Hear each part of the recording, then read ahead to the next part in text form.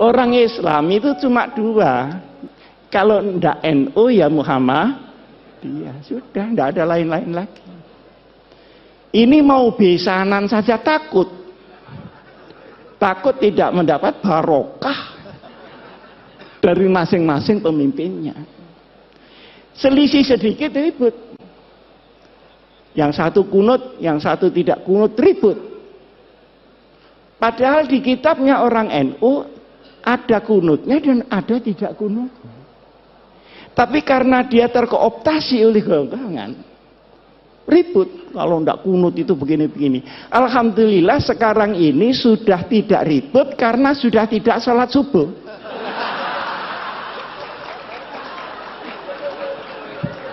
Jadi problemnya sudah kelewat. Dulu Pak Den waktu saya masih habis dari Gontor pulang, beda hari raya itu berkelahi Pak. Takut ini puasanya dosa segala macam. Padahal yang selisih Muhammadiyah sama NU ini kan cuman tanggalnya, kan bukan hari rayanya. Bener apa enggak? Betul. Nah, kalau dibetulkan pengasuh sahih sudah. Yang beda itu tanggalnya. Kalau sholatnya ya itu Allahu Akbar sekian kali takbirnya ya sama. Loh kenapa tanggalnya kok enggak sama? Ngitungnya enggak sama. Kalau NU itu harus kelihatan tanggalnya dan itu perlu 2 derajat di atas ufuk. Muhammadiyah pokok sudah istimewa selesai lah. Ada apa mesti diinceng itu? Apa tamu dia? Lah yang nginceng ini ya tidak mau disalahkan. Karena Rasulullah Shallallahu Alaihi Wasallam itu nginceng. Sampai saya ketika itu Pak Din belum jadi ketua Muhammadiyah. Jadi ketika itu ketua Muhammadiyahnya Pak Syafi'i Ma'arif. Saya diundang oleh Pak Yusuf Kalla, marah-marah Pak Yusuf Kalla ini. Ini gimana NU sama Muhammadiyah? Masa enggak bisa jadi satu hari rayanya itu? Repot masyarakat kalau begini. Saya tanya, caranya bagaimana Pak? Ya kompromi lah. Caranya, dengan Pak Den ya, maaf, dengan Pak Den. Katanya Pak JK, bagaimana kalau Muhammadiyah turun 1 derajat? NU-nya naik 1 derajat. Oh, kalau begitu langsung cash and carry saja. Ini fikihnya pedagang ini di sini.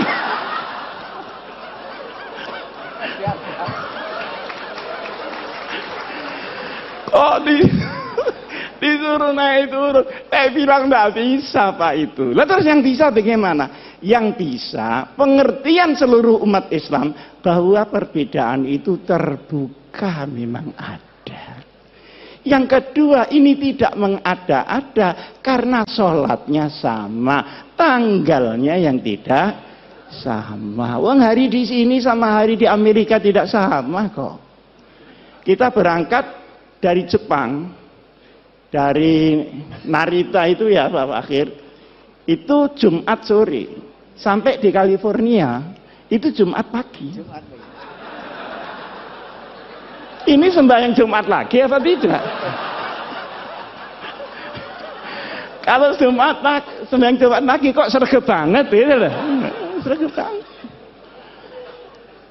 Tapi ketika pulangnya, misalnya dari New York ke Jakarta, berangkatnya Jumat pagi, itu sampai Jakarta hari Minggu.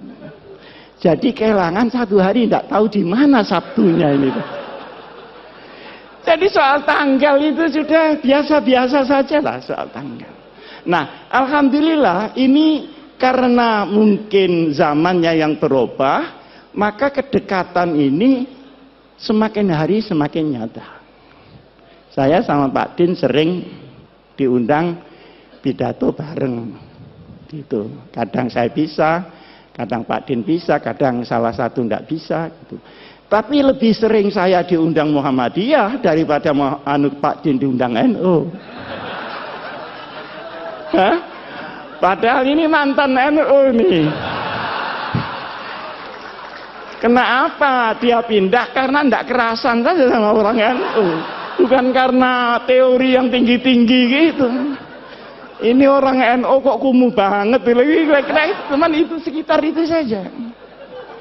Nah, masalahnya adalah sekalipun NU Muhammadiyah ini berbeda di dalam furu, bahkan Ibnul Furu ya. Tetapi wawasan keumatannya sama, wawasan kenegaraannya sama. Karena Hadratus Syekh Kiai Hasyim Asy'ari ikut mendirikan republik.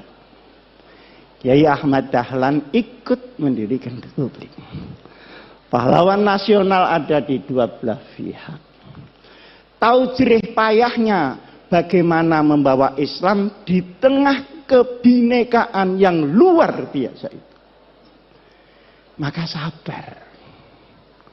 NU sama Muhammadiyah itu sabar. Cuman NU itu sama Muhammadiyah menurut saya itu sepasang sandal. Jadi kalau dipakai semua.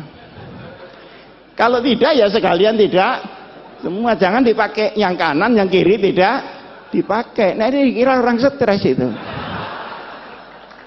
Orang NU suruh bikin universitas rapi seperti Muhammadiyah. Sulit Pak. Tapi rahasia, jangan ngomong-ngomong orang. Tapi orang Muhammadiyah suruh ngurusi orang macul yang sehari-hari tidak ngerti apa-apa. Sehingga dia musyrik menjadi muslim. Enggak sabar juga Pak. Nah, bertemunya ini banyak yang tidak suka. Oleh karenanya, maka wawasan keagamaan, wawasan keumatan, wawasan kebangsaan dan kenegaraan tidak boleh dirobek oleh kepentingan apapun juga. Ini pertama. Sekarang yang kedua. Pandangan-pandangan kaum muslimin terhadap negara Indonesia ini baru selesai setelah berpikir 40 tahun. Waktu tahun 1945 kita merdeka. Nah, setelah itu umat Islam berbagai macam pandangan Indonesia ini diapakan dan disestempel apa. Maka ada yang keras, harus pakai stempel Islam. Nah, keras ini melalui beberapa pendekatan. Ada yang pendekatan militer, kemudian lahir DI, TII. Ada yang pakai pendekatan militer dan politik, PRRI dan Permesta. Disaingi oleh kelompok-kelompok orang yang tidak suka agama, orang ateis. 48 pemberontakan komunis yang dipimpin oleh Uni Soviet dan pemberontakan 65 yang dipimpin oleh RRC. Saya tidak tahu ini akan ada pemberontakan lagi apa tidak. Nah, masalahnya selanjutnya yang saya maksud begini. Setelah pendekatan militer gagal, dicobalah, ini kok diem saja ada apa? Mendengarkan teman-teman ya? Setelah pendekatan militer gagal, dicoba melalui pendekatan konstitusional. Maka seluruh wakil-wakil umat Islam bergerak di konstituante. Bagaimana supaya negara ini ditetapkan berdasarkan apa? Bentuknya seperti apa? Ada yang minta Pancasila tetap, ada yang minta Islam, dan ada yang minta sosiodemokrasi. Ribet di situ, tidak putus. Artinya dengan pendekatan politik pun juga mentok. Karena ini mentok dan tidak bisa berhasil, maka diambil alih oleh Bung Karno tahun 59 kembali ke Undang-Undang Dasar 45. Nah, setelah kembali ke Undang-Undang Dasar 45 ini, kemudian tahun 55 kemarin ada pemilu, tetapi kemudian tidak menghasilkan apa-apa, baru ada pemilu lagi tahun 71. Tahun 71 orang Islam semua jadi satu, Pak.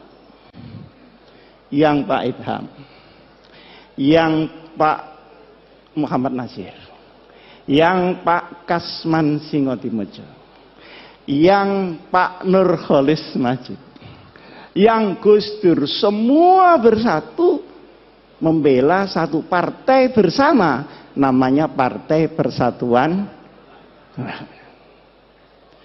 Sampai dengan tahun 82 berhasil utuh, tapi setelah itu mulai retak-retak. Maka sekarang P3 yang dulu dimodali dengan darah dan air mata, per hari ini masih layamutu wala ya. Mudah-mudahan qad aflaha man tazakka. Nah, ini perjalanan. Dari sini ulama-ulama itu berpikir, ini kenapa ya? Di sini kok enggak pas. Ternyata kesimpulannya, Islam di Indonesia seperti tadi yang disampaikan oleh Pak Fakhir itu benar. Islam dalam peradaban belum tentu Islam dalam formalistik. Di sini masalah yang timbul. Nah, akhirnya ketika diformalkan menjadi banyak tentangan dari kelompok umat Islam sendiri.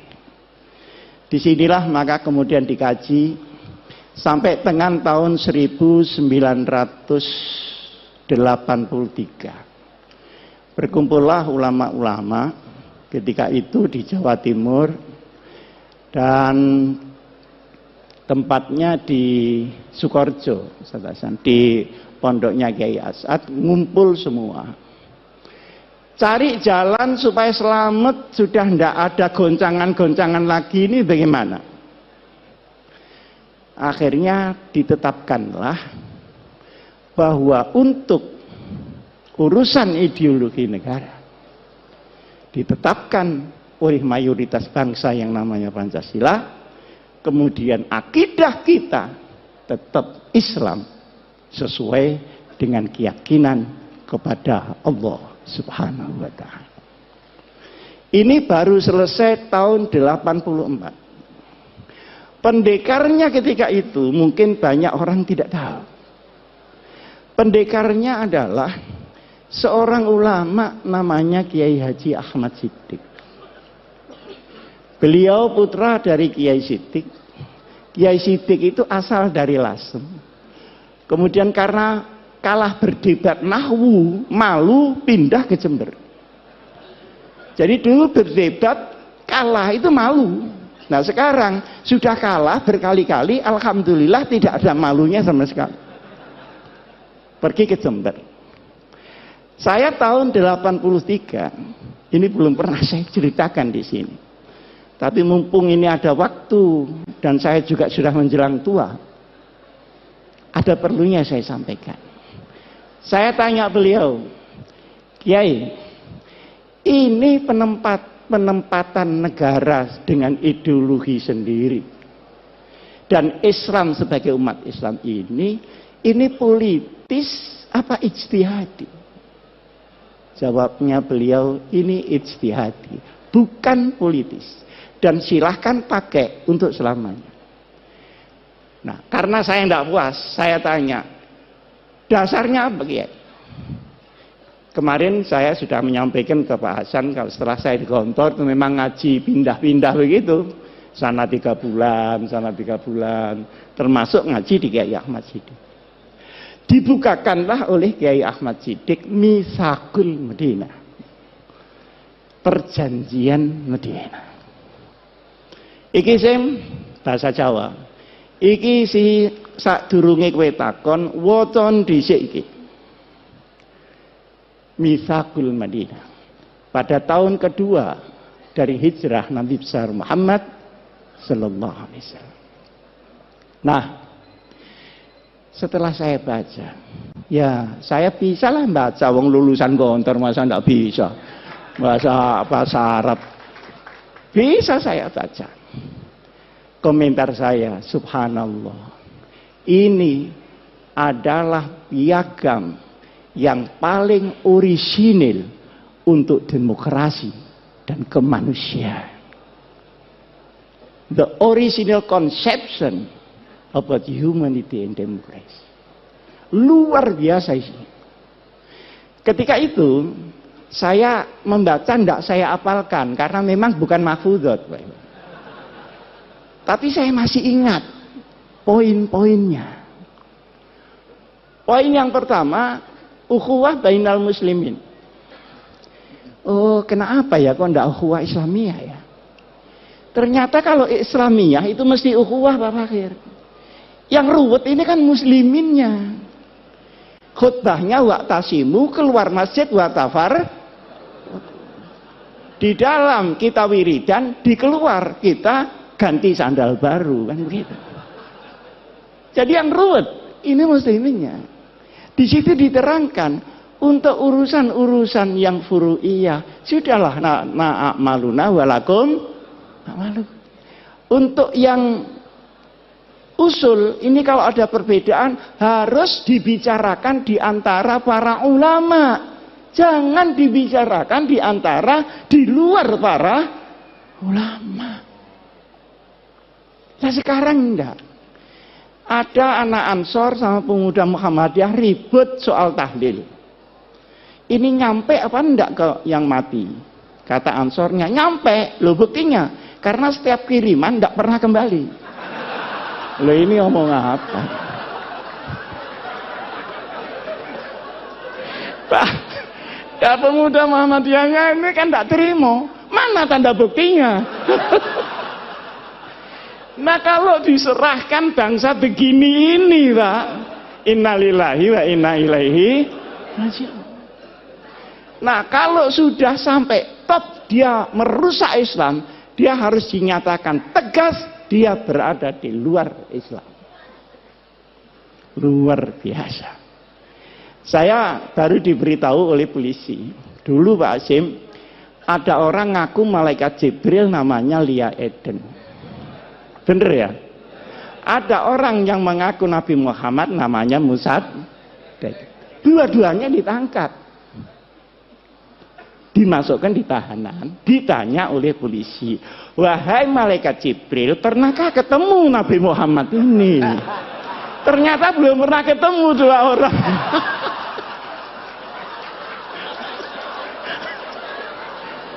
Lah kalau sudah sampai ini Pak, ya sudah, harus tegas, tidak usah ragu-ragu. Saya juga menyampaikan sama Al-Mukarram, Bapak Menteri Agama, sudah jangan ragu, katakan itu bukan Islam. Kenapa ragu? Tapi ini jangan cuma ditepuk tangan itu.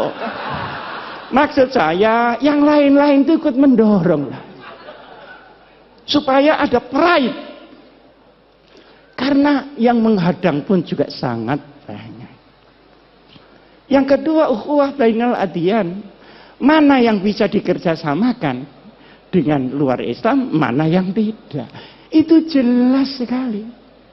Sehingga rahmatan lil alamin memang melampaui rahmatan lil muslimin. Urusan yang tidak syariah sudah. Bikin got bareng bangunan, tidak apa-apa. Tapi kalau urusan yang syara, yang akidah, ya lakum dinukum, itu ada tuntunannya Pak. Dan itu disusun langsung Rasulullah Shallallahu Alaihi Wasallam. Nah sekarang ini kalau benci kelewat benci, tidak membedakan mana asyaduhum adawatan atau akrobahum mawaddatan. Zimmi dan harbi disamakan. Tapi kalau sudah kadung kepingin demokrasi, tahlilan di gereja, itu kurang tempat apa bagaimana? Seperti orang Kristen, tidak usah lah disuruh Jumatan. Nanti sandalnya hilang. Saya kan sering dicemooh sama orang Kristen. Gimana orang Islam itu? Uang ibadah kok sandalnya hilang? Ya mesti saja karena sandalnya tidak dipakai. Nah sampeyan sepatunya dipakai. Jadi yang hilang ya tidak sepatunya, tapi sepeda motornya yang di luar itu yang hilang.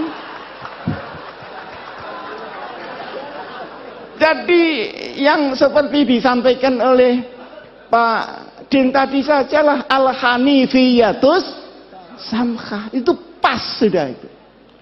Ini jangan diumek-umek lagi gitu maksud saya.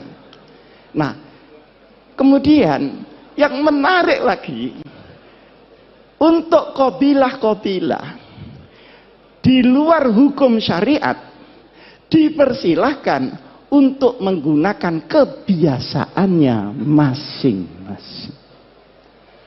Ini saya belajar usul fikih di sini juga begitu Pak Hasan. Mabhadi awaliyah. Itu belum mabhadi akhiriyah loh. Masih mabhadi awaliyah, tetap kunci. Nah itu digawa diintil-intil tak garut apa-apa kunci. Bab mabhadi awaliyah. Di situ kan ada al-ahdah muhakkamah. Tapi yang muhakkamah yang bagaimana? Tentu yang tidak khilafis syar'i.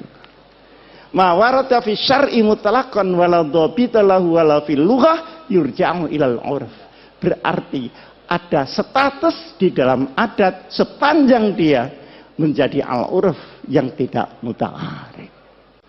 Ini kan sangat jelas. Nah, sekarang ini semua diubah. Yang lunak terlalu lunak, yang keras kekerasan. Semua yang lain dirinya dibilang kafir, masuk neraka.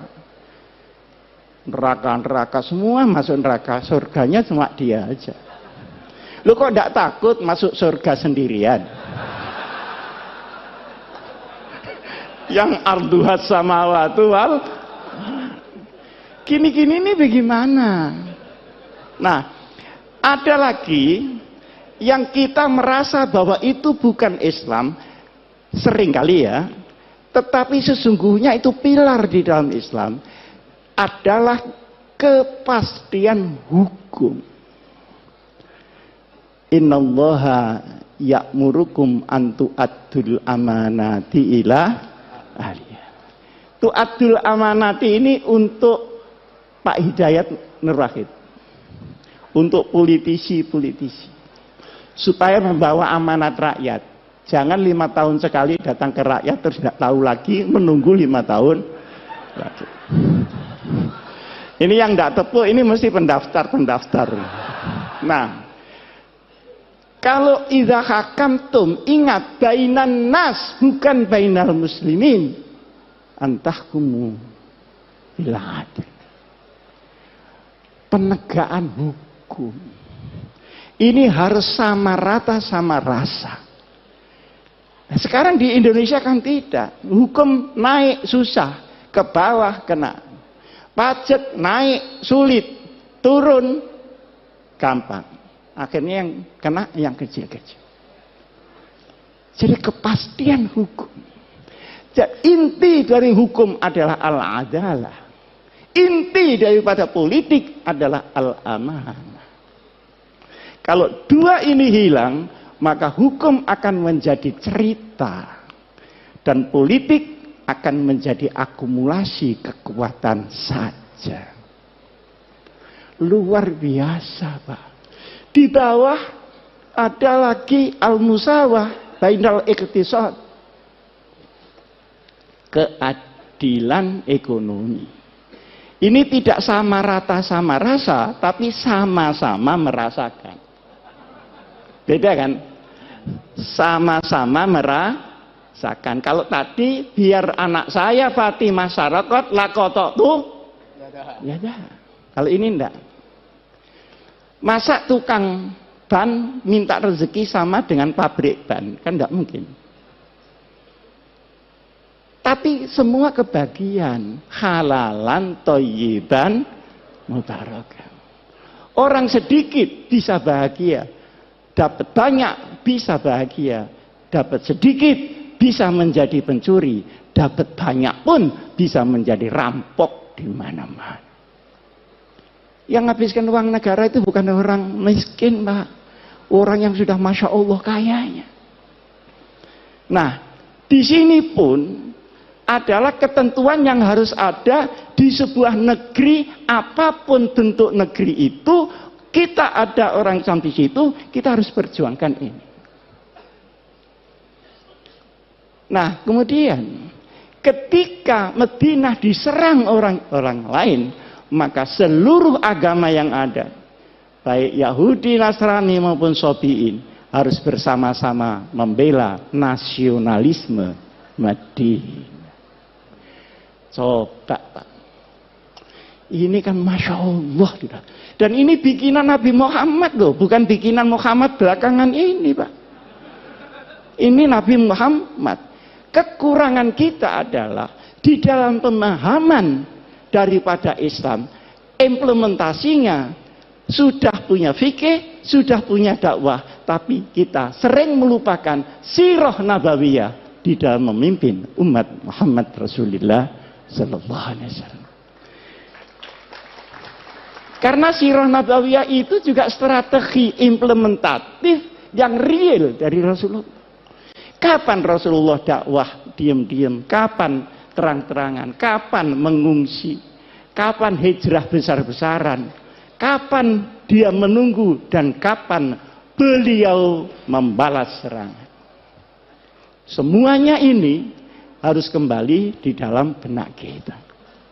Nah, sekarang ini para bapak yang saya muliakan, negeri yang tadi oleh para ulama diputuskan tahun 84 itu supaya diisi, jangan didekonstruksi. Kalau didekonstruksi, ruwet, habis waktu untuk mendekonstruksi, belum lagi mengisinya kembali. Lebih langsung dengan melakukan jurusan al-amru bil ma'ruf wan nahyu 'anil munkar. Seperti ada LGBT itu kok saya dengar yang teriak-teriak kok cuman saya, yang lain-lain ini gimana kok enggak teriak-teriak. Itu kan embrio supaya laki-laki kawin dengan laki-laki, perempuan kawin dengan perempuan, kan gitu maunya Pak Fakir. Kalau perempuan kawin dengan perempuan, saya nggak tahu lah karena saya nggak pernah jadi perempuan. Tapi kalau laki-laki kawin dengan laki-laki, itu mau olahraga atau mau kawin? Digempur saja. Saya juga ditanya pada Pak Hidayat, ini gimana gempur dari segala penjuru yang udkhulu min abwabin mutafarriqah. Jadi jangan menghilangkan amar ma'ruf, nahi mungkar, sekalipun kita tidak melakukan dekonstruksi di dalam bentuk, tetapi kita harus selalu di dalam isi. Kadang-kadang kita menemui hadis Rasulullah Sallallahu Alaihi Wasallam, al hikmatu dhalatul mu'min iltaqataha aynama wajadah. Perkara yang hak itu milik orang Islam. Kalau tidak ada di tempat kamu, ada di tetangga, berarti itu milik kamu yang di sana. Ambil kembali. Jangan tetangganya dimaki-maki karena tetangga. Kalau bapak-bapak pergi ke Jepang, pergi ke Taiwan, pergi ke Korea, Masya Allah, perlindungan konsumen, perlindungan jual beli, kualitas. Nah ini ada saksinya Pak Fakhir, dilindungi oleh undang-undang. Jadi kalau kita ke Taiwan, kehilangan koper di bandara, pasti kembali. Karena mengembalikan itu biaya negara, dan tidak mengembalikan adalah kriminal. Loh, bukankah sepotong ini juga Islam? Seperti di Jepang, itu kalau ada toko malsu kualitas, langsung ditutup Pak. Jadi wailun lil mutaffifin itu kok jalan di sana, ndak jalan di sini. Sementara kita ini kalau beli makanan keliru terus, Pak. Buah-buahan katanya manis tapi kecut. Saya beli di Jalan Surabaya, Pak Din, itu lampu. Lampu itu yang kuno itu harganya mahal. 2,5 juta. Kalau yang baru itu cuma 650. Saya bilang saya minta kuno, Pak. Oh iya Pak Ji, ini tinggal satu yang kuno. Setelah diberikan saya ternyata baru kan kelihatan baru cetakan itu. Loh Pak, ini baru Pak, bukan kuno. Aduh, sampean nih kok rewel. Sampean biarkan saja. Lama-lama kuno sendiri. Mati.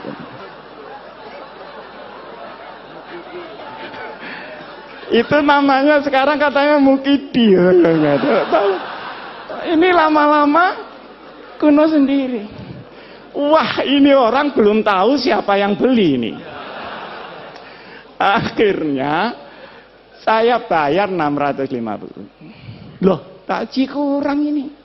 Ya kurangnya nanti kalau sudah kuno.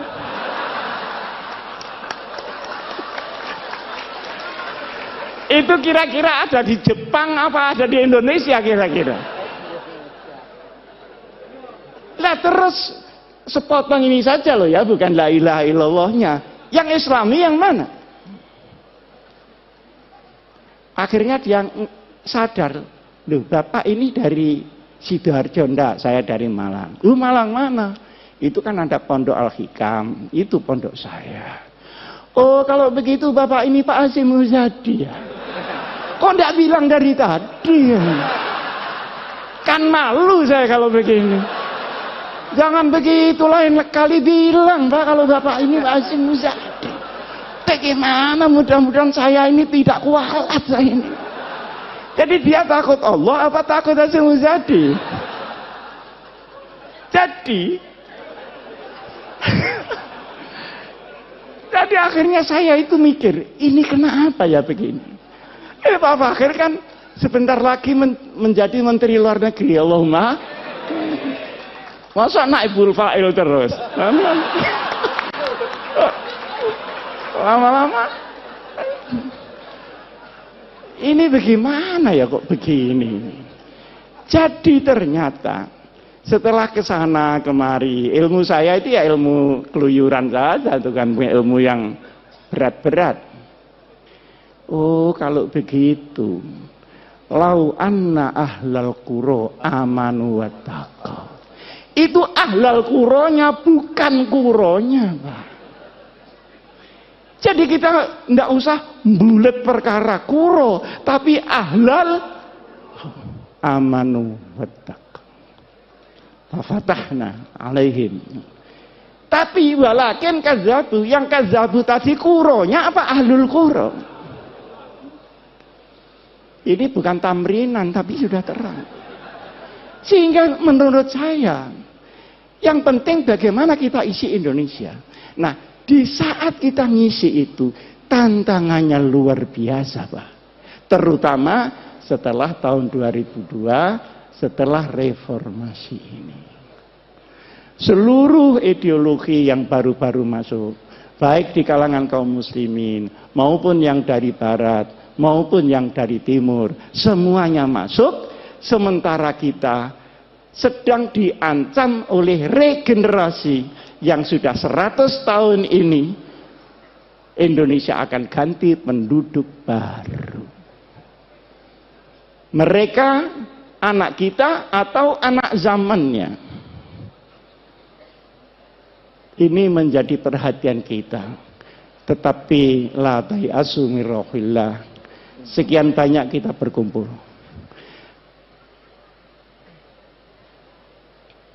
Hum ya'lamuna kama ta'lamun wa tarjuna minallahi ma la yarjun. Oke, mari kita berjuang mengisi Indonesia ini. Berhadapan dengan yang merusak.